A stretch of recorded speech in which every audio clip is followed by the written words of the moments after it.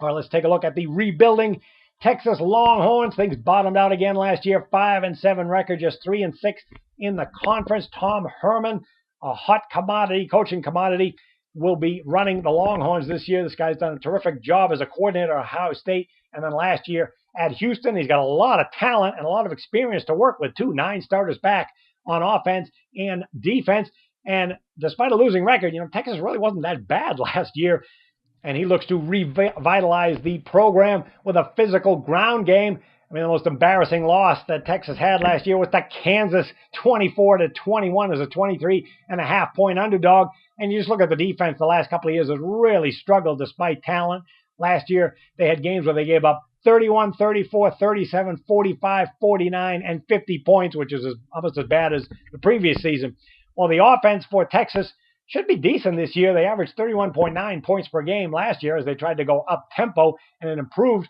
And they were very good with tremendous balance. 239 yards rushing, 252 passing per game. That ground attack was 17th in the nation. They got a couple of quarterbacks to take a look at. First, sophomore quarterback Shane Buechele is back, who was very good. 21 touchdowns, 11 interceptions, almost 3,000 yards. He's available, but one of Herman's first recruits was the freshman quarterback Casey Thompson, who he likes a lot. So you might see a battle, but they're certainly set at the quarterback position. They do lose running back Dante Freeman, who had over 2,000 yards, 6.3 yards per carry. But there's some good talent here with Chris Warren, who averaged 5.9 yards per carry. He's coming back from a knee injury. Kyle Porter is a sophomore running back who saw time last year. And this offensive line for the Longhorns is really loaded with big bodies and talent. It's an excellent run-blocking line.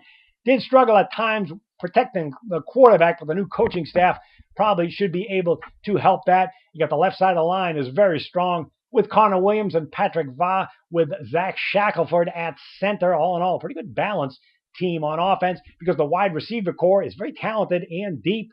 Senior Amonte Foreman is back, 420 yards. That led the team. And they got Devon Duvernay. He's a sophomore, but he's got a lot of speed, 412 yards. He was second, so their top 2 receivers are back. And then throw in 6'6" sophomore Colin Johnson, only 315 yards, but a nice weapon with his height. So this team should be very balanced and potent for the new coaching staff. The Texas defense really struggled the last 2 years despite talent.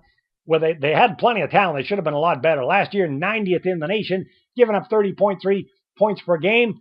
They do have talent up front again, but they let 190 yards rushing per game. But they got a new defensive coordinator in Todd Orlando, and he's preaching, like the head coach, a hard-hitting unit that is designed to cause chaos and turnovers. So you have to look for Texas this fall to blitz a lot more than they have to try and get after some of these Big 12 quarterbacks.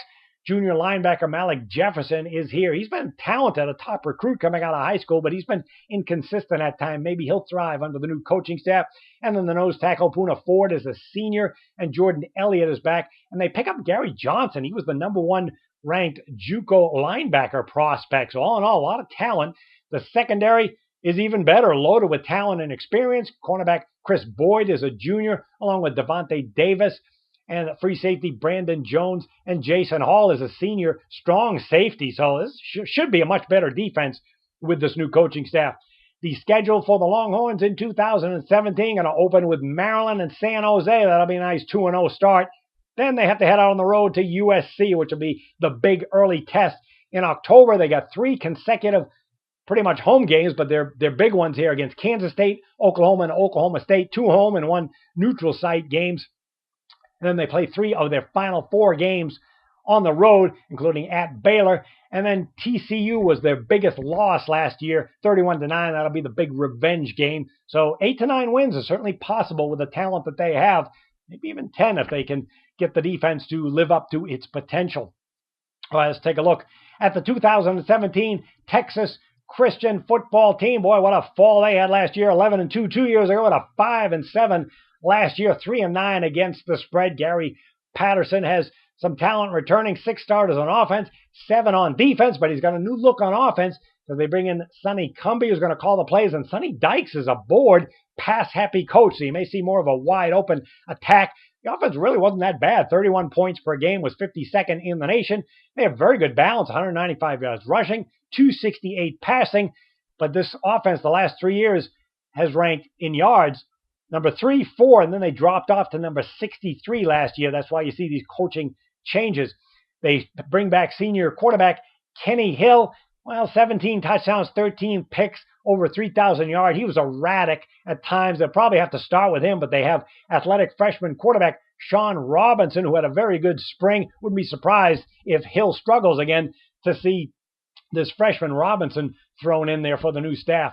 They also have a weapon in Kyle Hicks. He's a running back, a senior running back, who had over 1,000 yards last year, 5.1 yards per carry, but he's also a terrific pass catcher, 417 yards receiving, 47 catches. He's a dual threat that they will utilize in addition to sophomore running back Darius Anderson. Only 229 yards rushing, but 8.5 yards per carry. So there should be a balanced and potent offense because it's the most experienced offensive line in the Big 12. You got 6 seniors all total in the group, and they were great last year in quarterback protection, anchored by left tackle Joe Noteboom. He has 26 starts under his belt. It's just be a very good offense.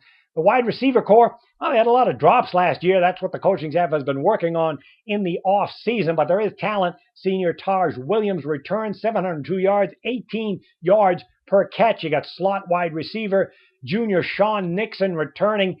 He missed last year with a foot injury, but 2 years ago he had 501 yards receiving. And they got Cavante Turpin, who had 298 yards. Great speed, but he's had a knee injury. But overall, this looks like a balanced offense that should thrive under the new, more pass-happy attack with the coaching staff.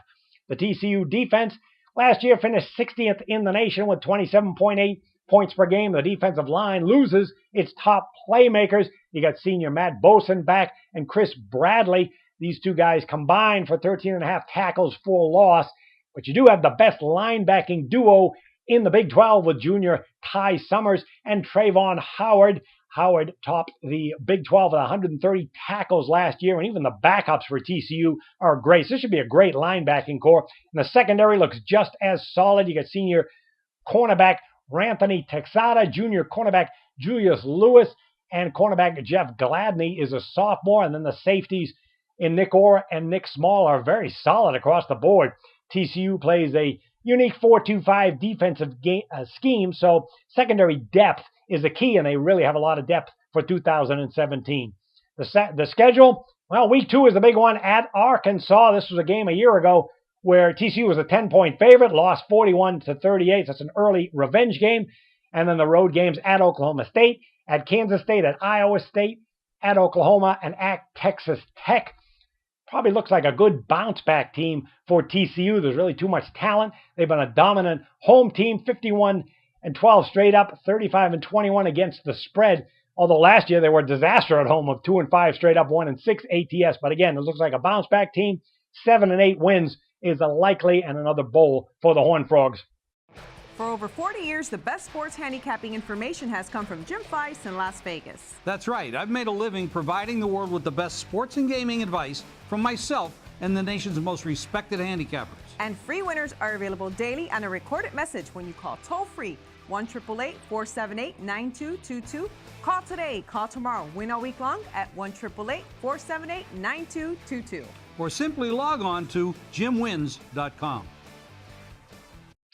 All right, let's go to the Texas Tech Red Raiders. This team it's fun to watch with all their offensive passing and points scored. But boy, they can't stop anybody. Last year, that defense was a big problem. 5-7 record, just 3-6 in the Big 12. They did cover numbers with that offense, 8-4 against the spread. No surprise, they're on a 33-20 run over the total. If you go back to 2013, Cliff Kingsbury's team started 7-0, but since then, 17-26 straight up.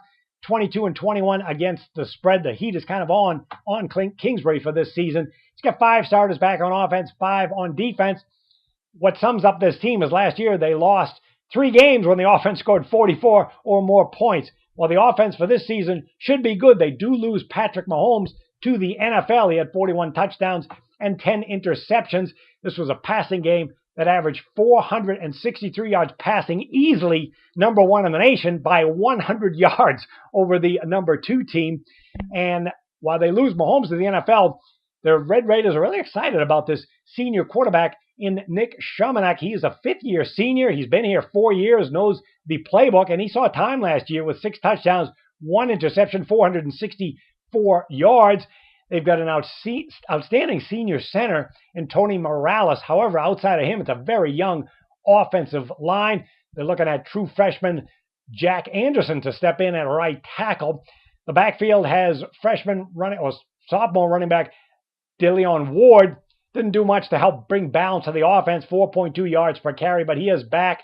They did lose one of their top wide receivers in Tony Brown. He's actually transferring, not going to the NFL, but it's still a very deep unit, as it usually is for the Red Raiders. You got junior wide receiver Kike Kutu back, 890 yards.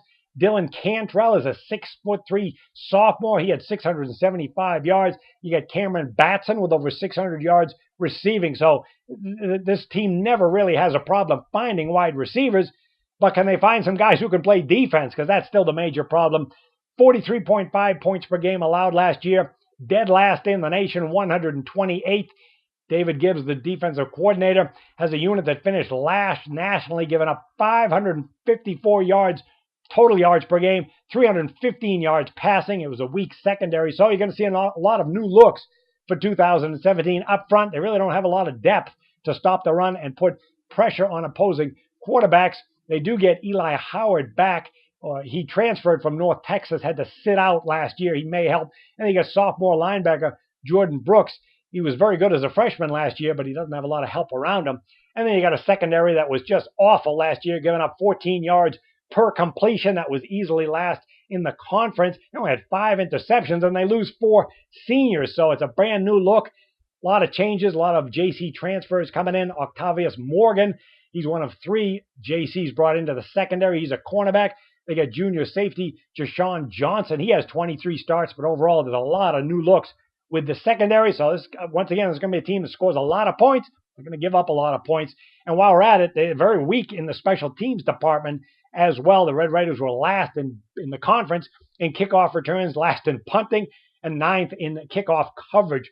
The schedule for the Red Raiders, they're going to be home against Arizona State in week 2. That was a game a year ago where they scored 55 points and still lost 68-55. And they got some tough road games at Houston, West Virginia, Oklahoma, and Texas, and even improving Kansas. They head out on the road. If you're looking for a revenge game, well, they lost at Iowa State last year, 66-10, completely embarrassing defeat. Overall, we're looking at, 4 to 5 wins for the Red Raiders. Making a bowl is going to be very difficult. And if you like to play totals, 33-20 run over the total for the Red Raiders. Wouldn't be surprised to see that continue as well. All right, let's move on to Iowa State for 2017. 3-9 last year, just 2-7 in the Big 12. However, it's actually quite a bit to be optimistic about for the Cyclones, because last year was the first under Coach Matt Campbell, he was at Toledo and did a terrific job. And they finished the season strong, 2-1, as he implemented much of his new offense and defense. It was very impressive. Despite that, it's still a young team. It was young last year, and it's still relatively young. The offense for Iowa State averaged 27.7 points per game. The passing game was pretty good, 258.8 yards passing, and even the ground game was productive, 162.8 yards rushing per game. They used senior quarterback Joel Lanning a lot. However, he's going to be transferring to the defense. He's going to be a middle linebacker for this year. That's because they really like junior quarterback Jacob Park. He had 12 touchdowns and 5 interceptions, over 1,700 yards passing. It should be a balanced offense, too, because Mike Warren is back, a junior running back. He struggled with some injuries last year, 559 yards, but 2 years ago as a freshman, over 1,300 yards rushing, 5.9 yards per carry. And sophomore running back David Montgomery is back, 563 yards, over 5 yards per carry. The offensive line going to have some new looks. They got Julian Good-Jones, the center. However, he's the only starter back from last year. However, it's not all that bad because senior right tackle Jake Campos is back. He missed all of last year with a broken leg. That's a big boost. And they pick up a transfer in David Dawson. He's coming over from Michigan. Now, the wide receiver core for the Cyclones, definitely a strength for the team. You got senior wide receiver Alan Lazard back. He had over 1,000 yards receiving last year, and he's on a load. Trevor Ryan is here, along with Deshaunte Jones had 536 yards. And 6'6" tight end Chase Allen was a talented pickup had all kinds of problems staying healthy as a freshman, but he's in the lineup, so it could be a balanced offense. Again, should be pretty good and improving. The defense, always a concern with Iowa State because of depth and the inability to stop the run. That's really the focal point for this season. 31.3 points per game they allowed. That was 88th in the nation, but it was 218 yards rushing. That was 103rd. You got Joel Lanning, the former quarterback, is going to play middle linebacker in this 4-3 scheme. And they add a lot of junior college transfers. You got nose tackle Ray Lima, a sophomore, stepping in. J.D. Wagner is a defensive end who played well before a shoulder injury. And Jaquan Bailey was very impressive as a freshman defensive end. He is back. Secondary for Iowa State was very good last year and will be good again this year. All Big 12 defensive backs. Kamari Cotton-Moya, he's back, along with Brian Peavy. And the schedule for the Cyclones, a couple of early season in-state rivalry games to start the year, Northern Iowa, and they lost both last year, 25-20 to Northern Iowa. They got blown out by Iowa, 42-3. That was a series where they had done pretty well the last 5 years, but struggled last year, but that's always a big state rivalry game. And the Cyclones, unfortunately, they have 6 road games this year. At Akron is one, but also Oklahoma, Texas Tech, West Virginia, Baylor, and Kansas State. The team they cannot match up well with is the Oklahoma Sooners. The last 4 years, they've lost 48-10, 59-14, 52-16, 34-24 last year, getting the cover. In fact, last year, they also lost to Oklahoma State just 38-31 as a 14-point dog. And that game against Oklahoma was close despite being a 21-point dog. So this team is on the way up under the coaching staff here in Matt Campbell. Maybe looking at 4 or 5 wins, but certainly an up-and-coming team in the Big 12. All right, the Kansas Jayhawks for 2017. All right, 2-10 record last year, just 1-8 in the Big 12. However, there's actually a lot to be excited about. Dave Beatty begins year 3 from Texas A&M. He came in with a reputation as being a terrific recruiter from Texas and the Kansas area, and he's been great at recruiting. This was a number 10th ranked recruiting class coming in for this season. That was actually ahead of Oklahoma. He brings in a new offensive coordinator, too, in Doug Meacham, who's a proponent of that air raid attack that he helped to run at several other schools, including TCU. And they could use it. They averaged just 20.3 points per game, 120th in the nation. They had a pretty good passing game, 240 yards per game, not much of a running game. Sophomore quarterback Carter Stanley returned 6 touchdowns and 6 interceptions. He started the final 3 games last year, including the big upset win over Texas.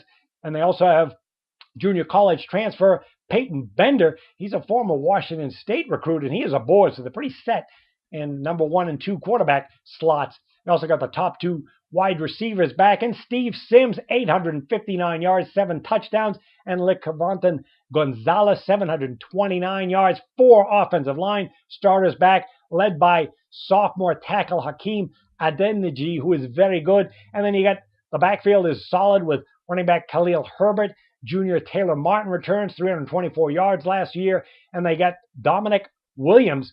He's a freshman, but a prize recruit out of the state of Texas, in addition to JUCO star Octavius Matthews. This guy was the number 1 junior college running back recruit in the nation, and he picked Kansas instead of Auburn and Louisville. So this coaching staff is bringing in some talent.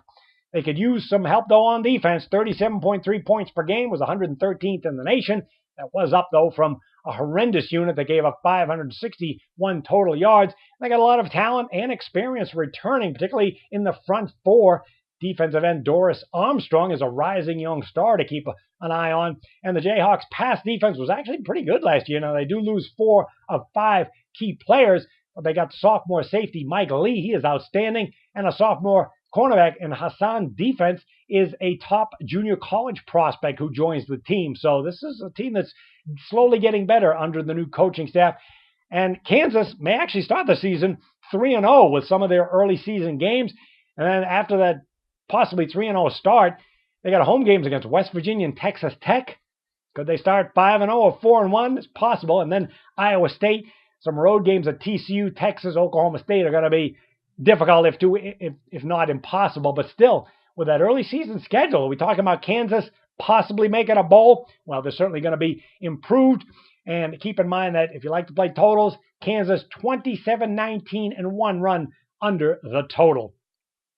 I want to remind you, Jim Feist has that early bird special for NFL fans the entire preseason, 4 weeks of NFL preseason, including his preseason game of the year for $29. Jim is on a 72-48 NFL run. Get on board before August. 866-546-9467. Make sure you look for more college and pro previews at jimfeist.com.